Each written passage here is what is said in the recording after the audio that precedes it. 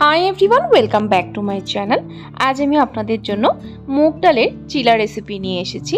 মুগ ডালের চিলা খেতে কিন্তু দুর্দান্ত হয়। সকাল সকাল ঘুম থেকে উঠে আমরা কিছু হেলদি অ্যান্ড টেস্টি অপশন খুঁজে থাকি ব্রেকফাস্টে। এটা কিন্তু অবশ্যই ট্রাই করতে পারেন। এটা কিন্তু খুবই একটা হেলদি অপশন। তো বন্ধুরা, কিভাবে তৈরি করা হয় আজকের এই স্টাফড মুগ ডাল চিলা রেসিপিটি, তো চলুন দেখে নেওয়া যাক আমার আজকের এই ভিডিওটিতে। মুগ ডালের চিলা তৈরি করার জন্য এখানে আমি 1 কাপ মুগ ডাল 2 থেকে 3 ঘন্টা সময় ভিজিয়ে রেখেছিলাম। দেখুন মুগ ডালগুলো সুন্দর ফুলে উঠেছে। মুগ ডাল ভিজতে কিন্তু বেশি সময় লাগে না। যদি হাতে একদমই কম সময় থাকে তাহলে গরম জলে মুগ ডালটাকে 30 মিনিটসের জন্য ভিজিয়ে রেখে দেবেন। দেখবেন মুগ ডালটা সুন্দর ভিজে যাবে। এখন মুগ ডালটাকে একটা মিক্সিং জারে ট্রান্সফার করে নেব। মুগ ডালের পেস্ট একটা তৈরি করতে হবে।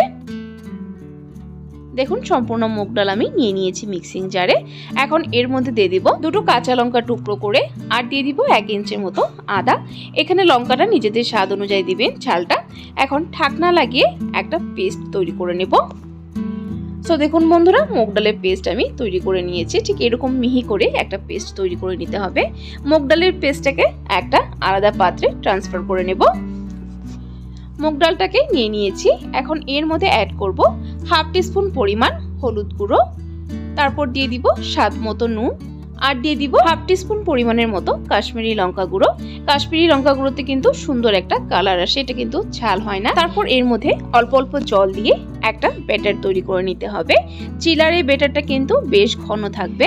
একটা থিক কনসিস্টেন্সি ব্যাটার তৈরি করতে হবে চিলার জন্য। এখানে আমি জল খুবই অল্প অল্প পরিমাণ দিয়ে মিক্স করছি। দেখুন চিলার ব্যাটারটা আমার তৈরি হয়ে গেছে। ব্যাটারের কনসিস্টেন্সিটা আপনারা দেখেই বুঝতে পারছেন কতটা ঘন রেখেছি। তো বন্ধুরা, ব্যাটারটা আমার তৈরি হয়ে গেছে চিলার জন্য। এখন এটাকে 10 মিনিটের জন্য রেস্টে রেখে দেব।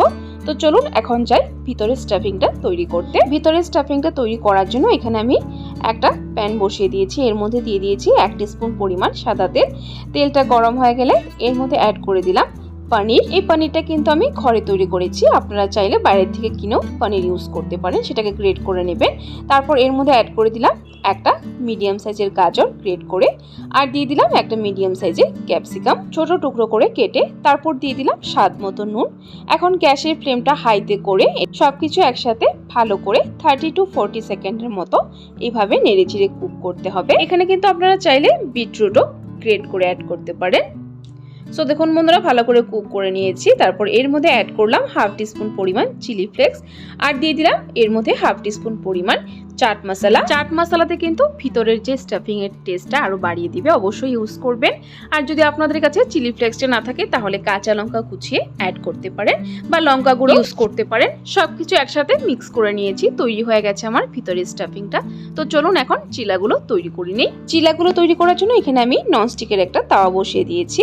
আপনারা চাইলে লোহার তাওয়াতেও তৈরি করতে পারেন, কোনো অসুবিধা হবে না। তাওয়াটা যখন হালকা গরম হয়ে যাবে তারপর এর মধ্যে অ্যাড করে দিব 1 টিস্পুন পরিমাণ সাদা তেল বা ঘি। এখানে আমি ঘি অ্যাড করেছি, আপনারা চাইলে সাদা তেলও অ্যাড করতে পারেন। তেলটাকে দিয়ে ভালো করে গরম করে একটা টিস্যুর সাহায্যে এভাবে মুছে দেব তেলটাকে। যদি আপনাদের কাছে সুতির কাপড় থাকে পাতলা, সেটাতেও মুছে নিতে পারেন। অবশ্যই কিন্তু মুছে নেবেন, নইলে বেশি তেল থাকলে কিন্তু চিলার জন্য যে ব্যাটারটা দেওয়া হবে সেটা কিন্তু স্প্রেড করার সময় উঠে আসবে। অবশ্যই তেলটা কমিয়ে মুছে নেবেন এইভাবে। আর তাওয়াটা কিন্তু বেশি গরম করবেন না, মিডিয়াম গরম রাখবেন। সো বন্ধুরা, আমি এখানে 2 হাতার মতো ব্যাটার দিয়ে দিয়েছি চিলার ব্যাটারটা।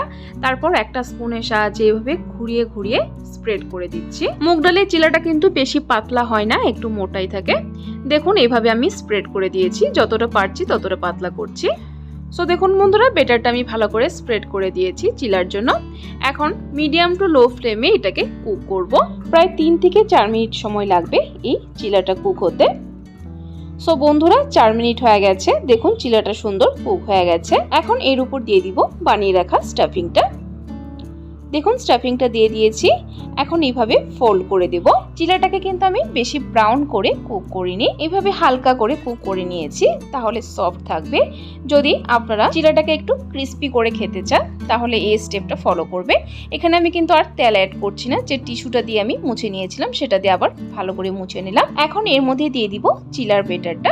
ব্যাটারটাকে আগের চাইতে একটু কম দিয়েছি, যেহেতু চিলাটা একটু পাতলা করব। ব্যাটারটাকে দিয়ে এভাবে স্প্রেড করে দেব।